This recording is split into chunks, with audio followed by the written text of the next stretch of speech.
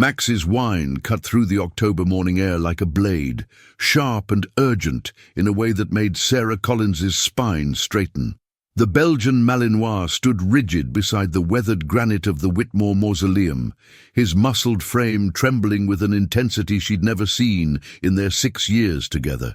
His tactical harness gleamed black against his dark coat as he pressed his nose to the ancient stone, whimpering with desperate insistence that sent ice through Sarah's veins. "What is it, boy?" Sarah's hand instinctively moved to her service weapon as she scanned Oakland Cemetery's rolling hills. The morning mist clung to marble headstones like ghostly fingers, transforming the historic grounds into something from a Gothic novel. Nothing moved among the towering oaks except shifting shadows, but Max's behavior screamed danger in a language only she understood after years of partnership forged in the crucible of Atlanta's mean streets. The dog pressed closer to the mausoleum's base, his whining escalating to barely contained barks that echoed off the surrounding monuments.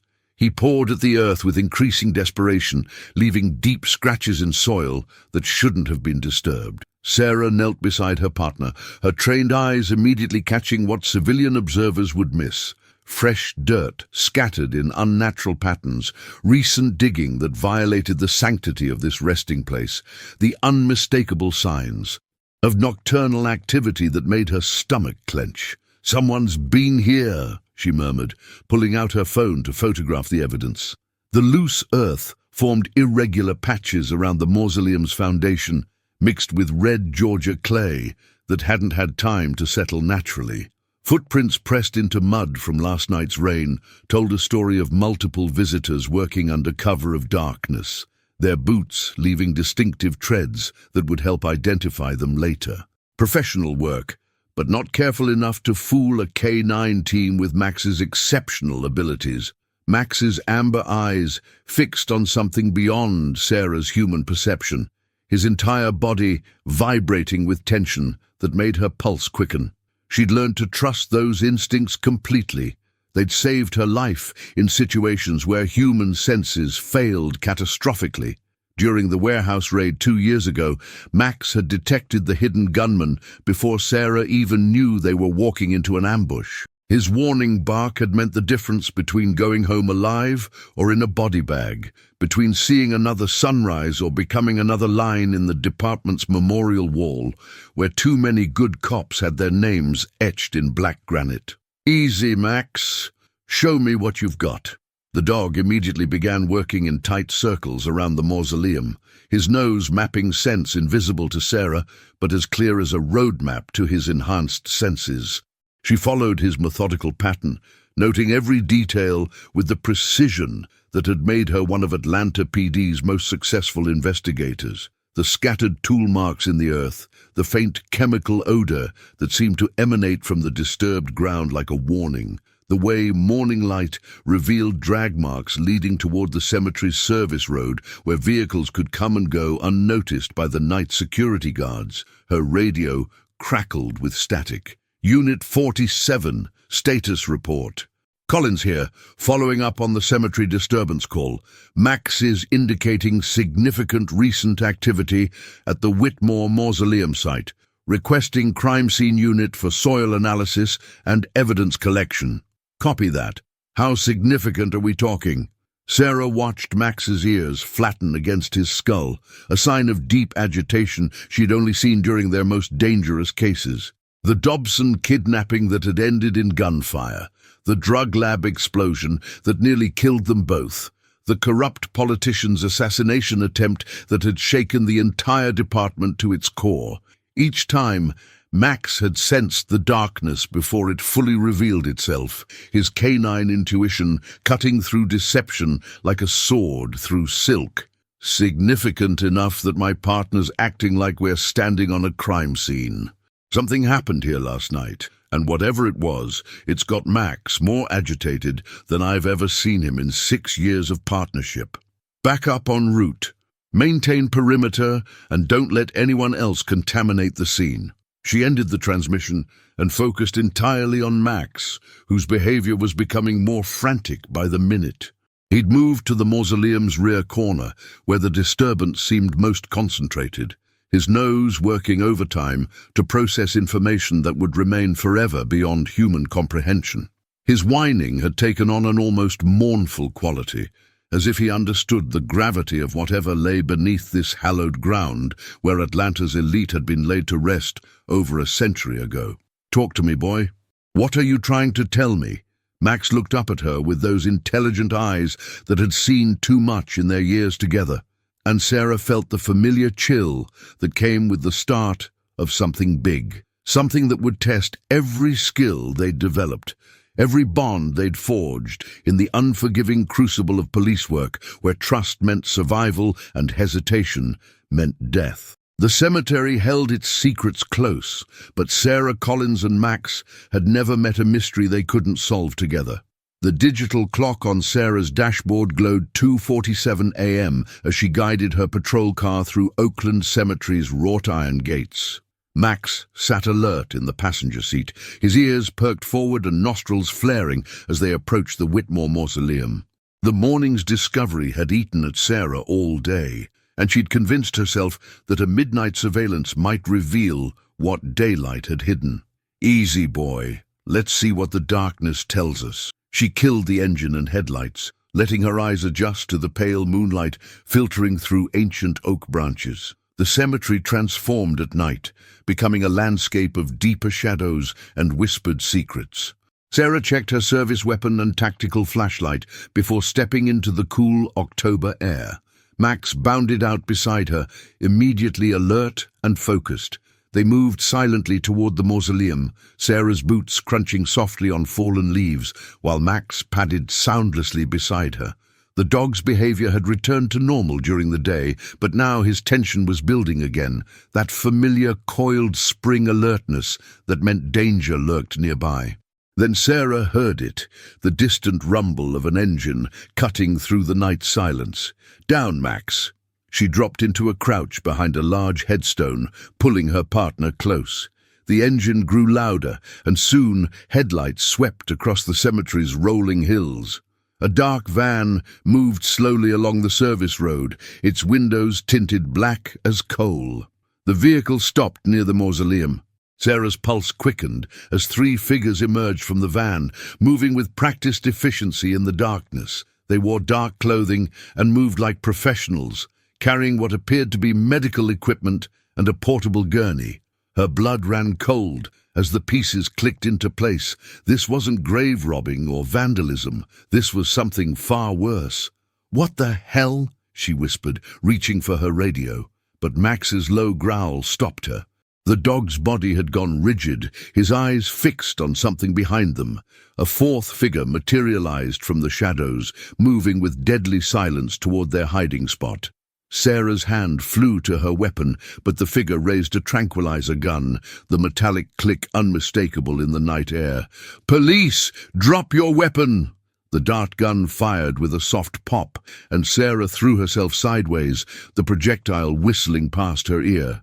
Max launched himself at the attacker with a snarl that echoed off the tombstones.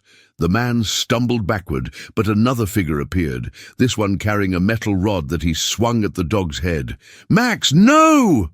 Sarah drew her service weapon, but the first attacker had recovered and was advancing again with the tranquilizer gun. She fired 2 shots, the muzzle flash illuminating the scene in stark detail. The man dropped, but his partner grabbed a syringe from his pocket and lunged toward Max. The dog twisted away, but not quickly enough. The needle caught him in the shoulder, and Max's fierce growl became a confused whimper as the sedative took hold. His legs buckled, and he collapsed onto the damp grass. "You bastards!" Sarah fired again, catching the second attacker in the leg. He screamed and fell, but more figures were emerging from the van, and she was outnumbered. Her radio crackled to life. "Unit 47, we heard shots fired. Status report. Officer down. Requesting immediate backup at Oakland Cemetery. Multiple suspects, armed and dangerous. My partner's been drugged." The remaining attackers retreated toward their van as sirens wailed in the distance. Sarah knelt beside Max, whose breathing was shallow but steady. His amber eyes looked up at her with trust and confusion. and she felt her heart breaking. "Stay with me, boy. Help's coming." By the time backup arrived, the van had disappeared into Atlanta's maze of backstreets. The crime scene team found medical waste scattered around the mausoleum, surgical gloves, syringes, and what appeared to be organ preservation equipment. Sarah sat in the back of an ambulance, refusing treatment, while the veterinarian examined Max. "He'll be fine," Dr. Martinez assured her. "Whatever they used was designed to incapacitate, not kill. He should be back to normal by morning." Sarah nodded, but her mind was racing. This wasn't random crime. It was organized, professional, and deeply disturbing. The equipment, the coordination, the willingness to attack a police officer. This was bigger than grave robbing. "Detective, we found something else." Crime scene technician Jenny Walsh approached with an evidence bag. "Looks like they dropped this in their hurry to escape." Inside the bag was a hospital ID badge, partially damaged, but still readable. The name made Sarah's blood run cold. Dr. Michael Reeves, Atlanta General Hospital.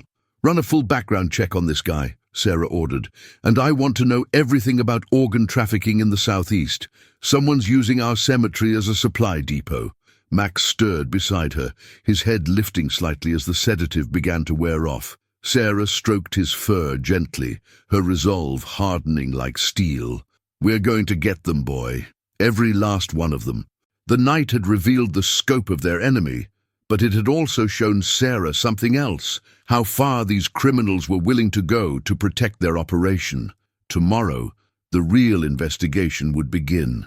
2 years earlier, the warehouse had been a death trap waiting to spring. Sarah remembered every detail as she sat in the precinct break room watching Max sleep off the last effects of the sedative. The Moretti case had been their biggest breakthrough, a human trafficking ring operating out of Atlanta's industrial district. She'd thought she was walking into a routine evidence sweep. Instead, she'd walked into an ambush that should have killed them both. The memory came flooding back as she stroked Max's fur, remembering how his sudden alertness had saved her life that night. They'd entered the warehouse through the main door, Sarah's flashlight cutting through dusty air, thick with the smell of abandonment. Max had been working a scent trail, his nose leading them deeper into the maze of shipping containers and rusted machinery. Then he'd stopped, dead still, ears forward, body coiled like a spring. "What is it, boy?" she'd whispered, but Max was already moving, placing himself between Sarah and a stack of wooden crates. His low growl had been her only warning before the gunfire erupted. 3 men had emerged from behind the containers, automatic weapons spraying bullets where Sarah had been standing moments before. Max's positioning had forced her to dive left, behind a concrete pillar that absorbed the impact of dozens of rounds. Without his instinct, she would have been caught in the open, cut down before she could draw her weapon. "That's when I learned to trust you completely," Sarah whispered to the sleeping dog, "when I stopped questioning your judgment and started following your lead." The warehouse firefight had lasted 17 minutes. Sarah had called for backup, but Max had been the one to end it. While she'd provided covering fire, the dog had circled around through the shadows, using his training to neutralize the first gunman silently.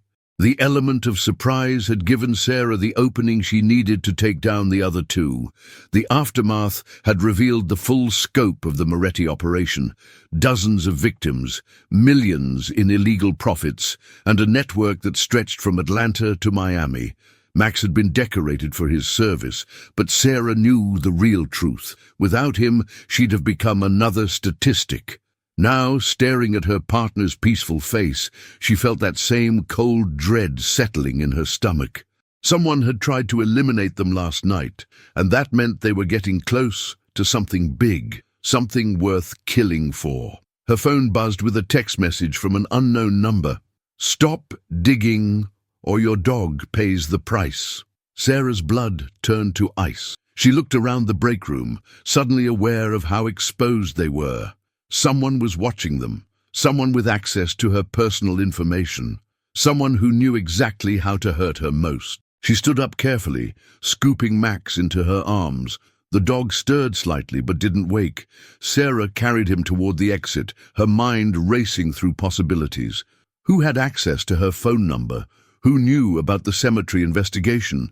The list was shorter than she wanted to admit. Supervisor Marcus Webb appeared in the hallway, his weathered face creased with concern. "Collins, how's your partner doing?" "He'll be fine, sir. Doctor, Martinez says the sedative should wear off completely within a few hours." Webb nodded, but something in his expression didn't sit right with Sarah. A flicker of something, relief, disappointment. She couldn't be sure, but her instincts were screaming warnings. "Good to hear. Listen, I've been thinking about this cemetery case. Maybe it's time to hand it over to major crimes.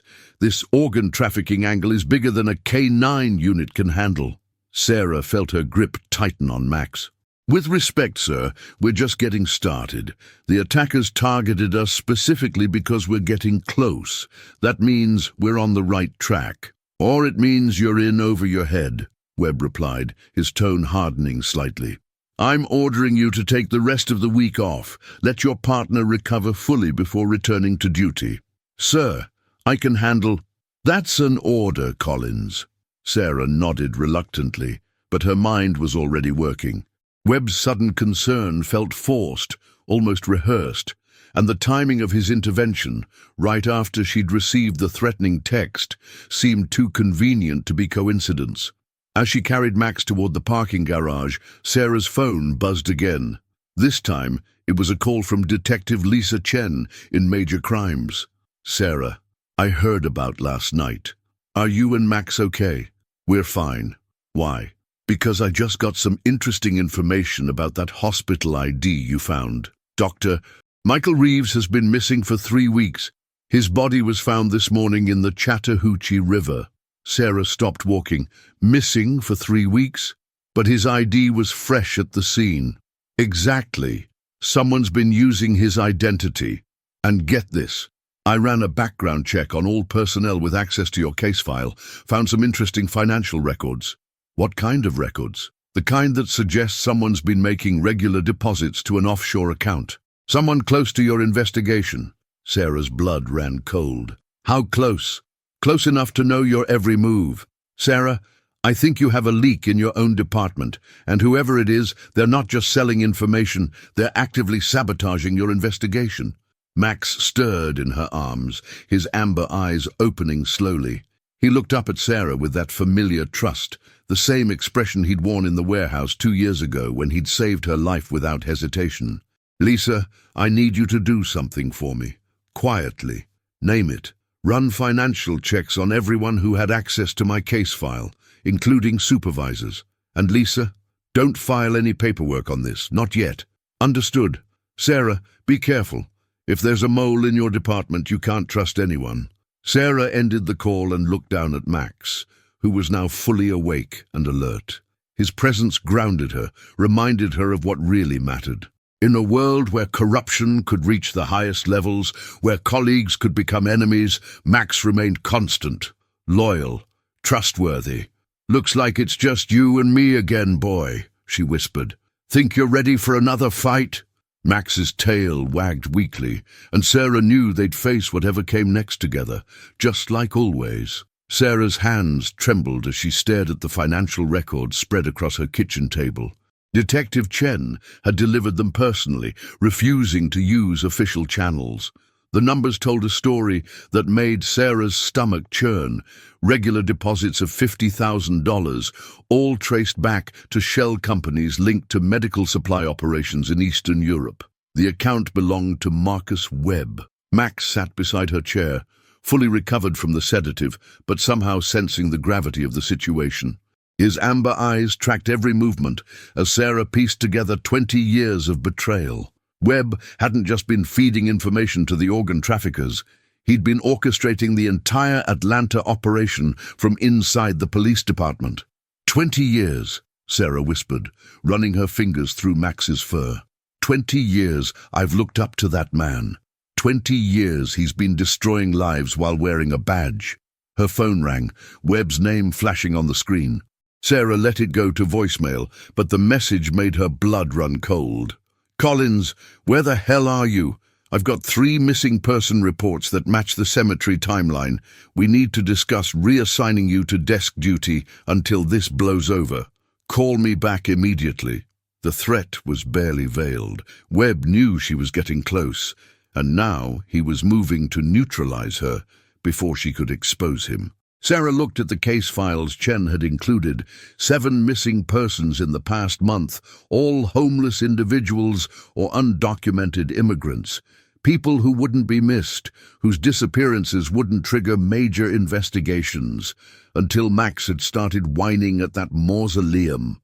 Her doorbell rang, and Sarah's hand moved instinctively to her weapon. Max was already on his feet, moving toward the door with predatory silence. Through the peephole, Sarah saw Webb standing on her porch, his familiar face now looking sinister in the afternoon shadows. "Collins, open up. We need to talk."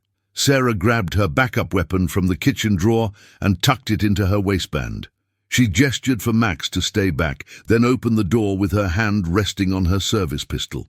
"Sir, I wasn't expecting you." Webb's eyes swept past her into the house, clearly looking for something. "You missed our appointment. I've been calling for hours. I needed some time to process what happened last night. Max is still recovering." "Right, about that." Webb stepped closer, and Sarah caught a whiff of cologne that triggered a memory, the same scent she'd detected near the mausoleum yesterday morning. "I think it's time you understood the bigger picture here." "What bigger picture?" Webb's facade finally dropped, his friendly expression melting into something cold and calculating. "The picture where you stop digging into things that don't concern you, where you accept that sometimes good cops have to make difficult choices." Sarah's hand tightened on her weapon. "Difficult choices like helping traffickers harvest organs from homeless people?" Webb's smile was predatory. "So you do know. That makes this easier." He pulled out his service weapon with practiced speed, but Max was faster. The dog launched himself at Webb with a snarl that echoed through the neighborhood. 90 pounds of trained muscle hit the corrupt supervisor center mass, sending him crashing into Sarah's porch railing. His gun skittered across the wooden planks as Max's jaws clamped down on his gun arm. "Max, hold!" Sarah drew her weapon, keeping it trained on Webb as he struggled beneath her partner. "You're under arrest for conspiracy, corruption, and accessory to murder." Webb laughed, blood trickling from where Max's teeth had found their mark. "You think this ends with me? This operation runs deeper than you can imagine. Federal judges, hospital administrators, city councilmen, we're all connected, Collins, all protecting something bigger than your small-town sense of justice." "Then I'll take you all down." "With what evidence?" "Everything you've found is circumstantial. The financial records, easily explained as consulting fees. The missing persons, homeless people disappear every day in Atlanta. Even if you could prove I was involved, do you really think I'm the only one in the department protecting this operation?" Sarah felt ice forming in her veins. "Who else?" "Captain Morrison signs off on all K-9 assignments. Detective Rodriguez handles missing person cases. Even your friend Chen in major crimes. Why do you think she was so eager to help you? Because she cares about justice, or because she needed to know how much you'd discovered?" The implications hit Sarah like a physical blow. If Webb was telling the truth, she couldn't trust anyone in the department. Every move she'd made, every piece of evidence she'd gathered, had been monitored and potentially compromised. Her phone buzzed with a text from Chen. "Emergency meeting, warehouse district. Come alone." Webb saw her reading the message and grinned through his pain. "Looks like your friend wants to talk. I wonder what she has to say." Sarah kept her weapon trained on Webb while she processed the situation. Max maintained his grip on the corrupt supervisor's arm, waiting for her command. The smart play would be to call for backup, but who could she trust? The entire department might be compromised. "Max, release!" The dog backed away but remained coiled and ready to attack. Sarah zip-tied Webb's hands behind his back, then dragged him inside her house. She needed time to think, time to figure out who she could trust in a department that might be rotten to its core. "You're making a mistake, Collins," Webb said as she secured him to a kitchen chair. "This operation provides organs to children who would die without transplants. We're saving lives by murdering innocent people." by using resources that would otherwise go to waste. These people were already living on borrowed time, drug addicts, mental patients, society's discards. We give their deaths meaning. Sarah felt bile rising in her throat. You're a monster. I'm a pragmatist. And you're about to learn that idealism gets good cops killed. Max padded over to Sarah, pressing against her leg in a gesture of comfort and solidarity. Whatever came next, whatever corruption they faced, she knew one thing with absolute certainty. Her partner would never betray her, unlike everyone else she'd trusted. Come on, boy, Sarah said, checking her weapons and grabbing her tactical vest.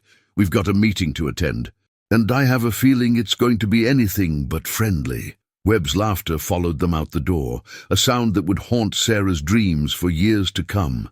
The warehouse district at midnight felt like a graveyard of Atlanta's industrial past. Sarah approached the coordinates Chen had sent, every sense on high alert as she and Max moved through shadows cast by rusted shipping containers and abandoned cranes. The meeting location, Warehouse 47, sat isolated at the end of a dead-end street, its broken windows staring like hollow eyes into the darkness. Sarah had made her choice. Instead of trusting Chen or calling for backup from a potentially compromised department, she'd contacted the FBI's Atlanta field office. Agent Catherine Morrison was already in position with a tactical team, waiting for Sarah's signal to move in. Webb's confession had given them enough to obtain federal warrants, and tonight would end the corruption that had poisoned her department. Max padded silently beside her, his tactical harness equipped with a hidden camera and microphone. Whatever happened in that warehouse, every word would be recorded for federal prosecutors. Sarah checked her concealed weapons one last time: service pistol, backup piece, tactical knife, and the small recording device Chen didn't know about.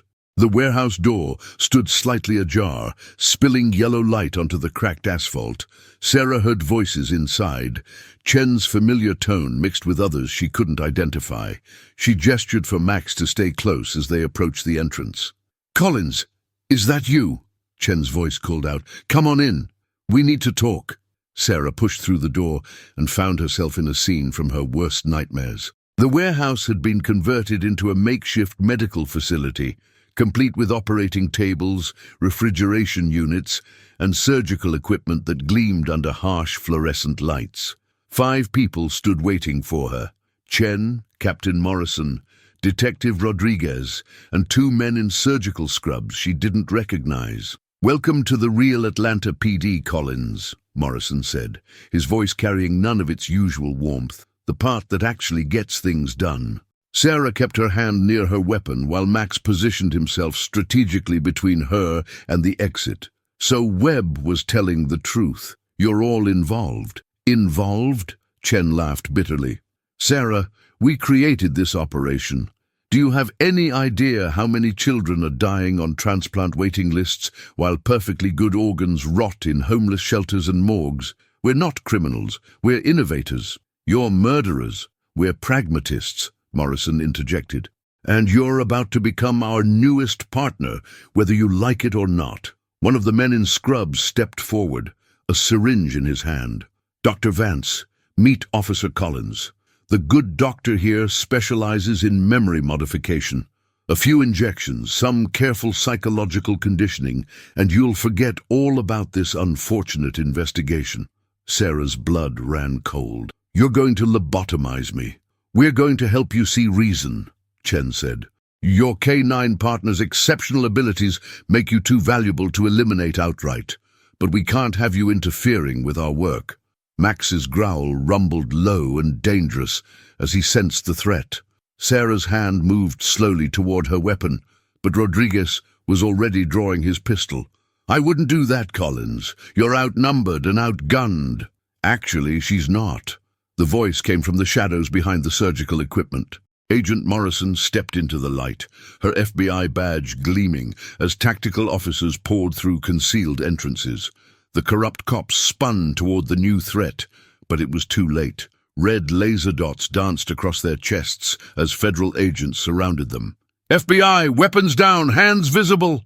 Rodriguez fired wildly, his bullet sparking off a shipping container. Max launched himself at the corrupt detective with a snarl that echoed through the warehouse. The dog's 90 pounds of muscle and fury drove Rodriguez to the ground, jaws clamping down on his gun arm until the weapon clattered away across concrete.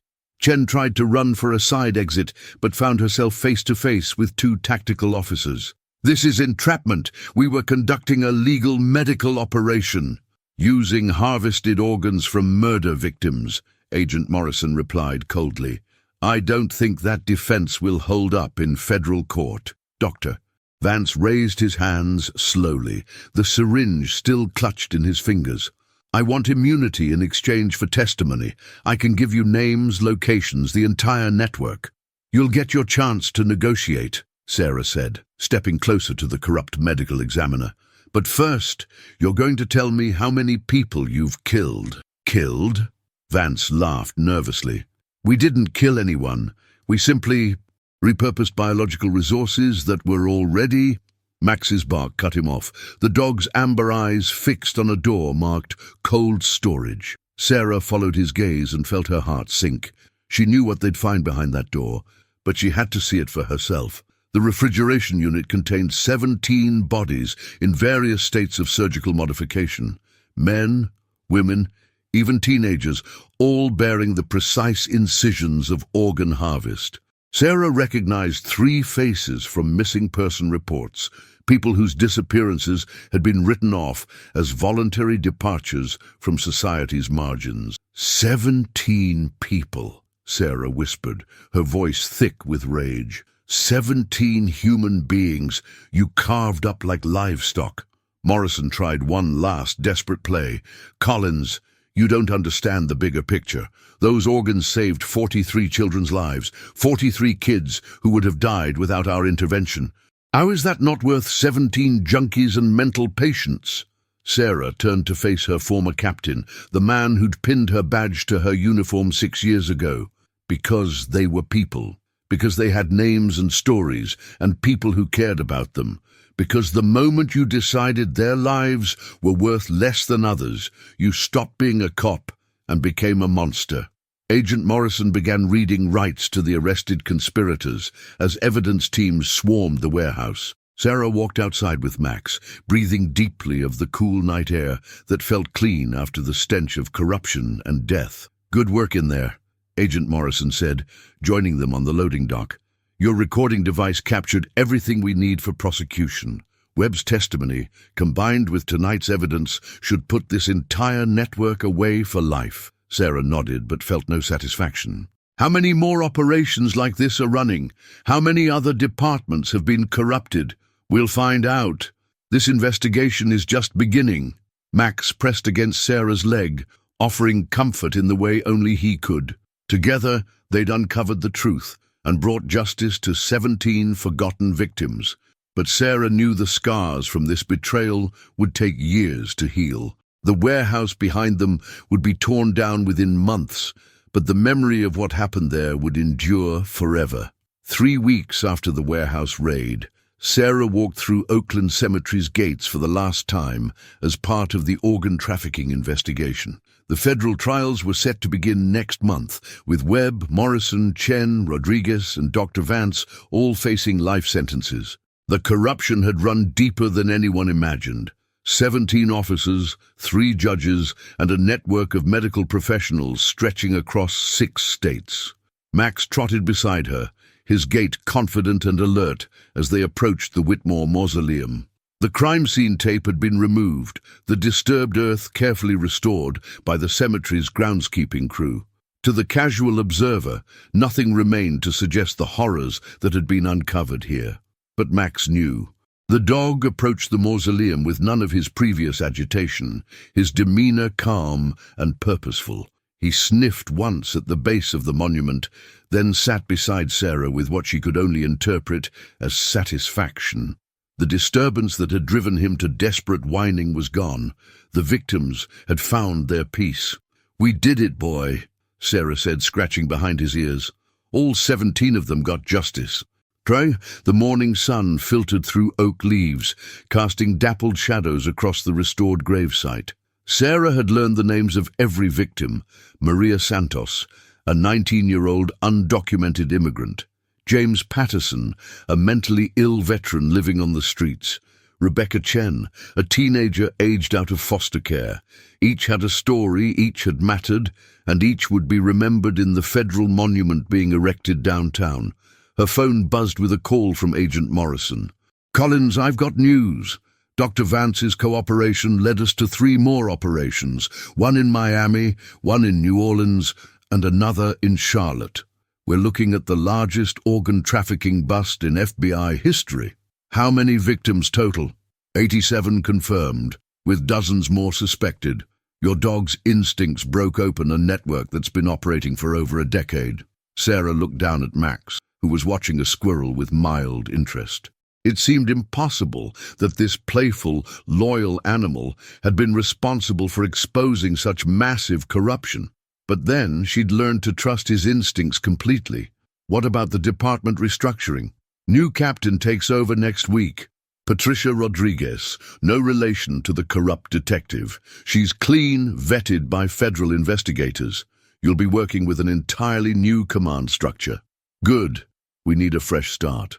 After ending the call, Sarah spent an hour walking through the cemetery with Max, letting the peaceful atmosphere wash away the memories of violence and betrayal. They visited the graves of Atlanta police officers who had died in the line of duty, honest cops who had served with honor. Soon, Webb and Morrison's names would be stripped from the memorial wall, their legacy replaced by shame. As they prepared to leave, Sarah noticed an elderly woman approaching with a bouquet of flowers. The woman moved slowly, supported by a wooden cane, her weathered face lined with grief.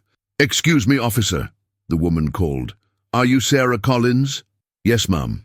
How can I help you?" "My name is Dorothy Santos. Maria was my granddaughter." Sarah's breath caught.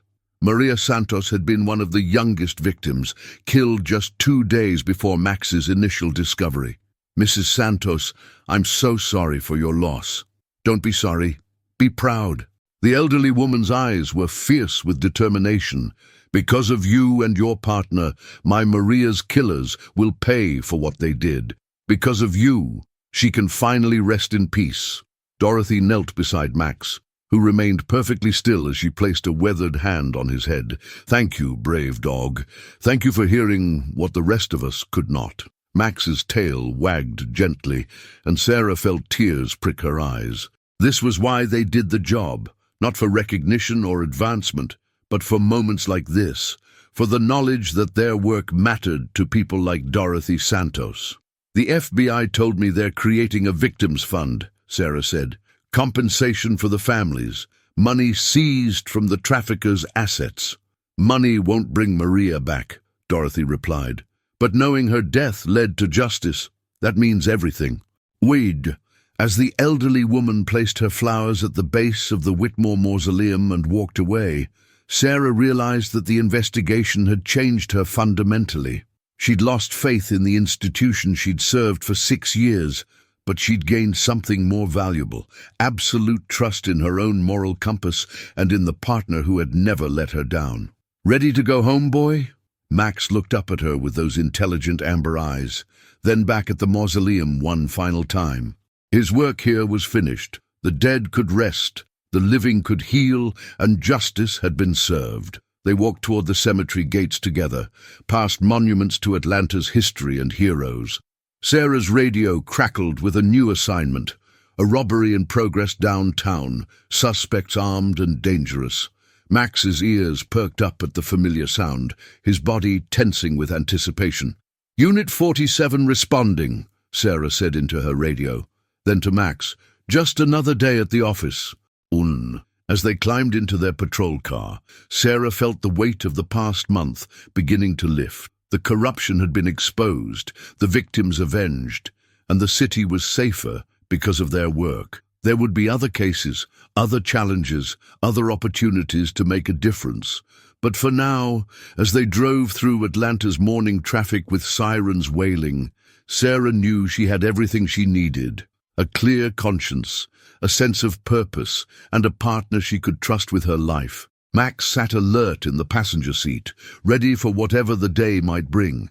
Together, they'd face it as they always had, as a team forged in the crucible of duty, bound by loyalty, and united in their commitment to justice. The silence at Oakland Cemetery was eternal now, but their work continued, and that was exactly how it should be.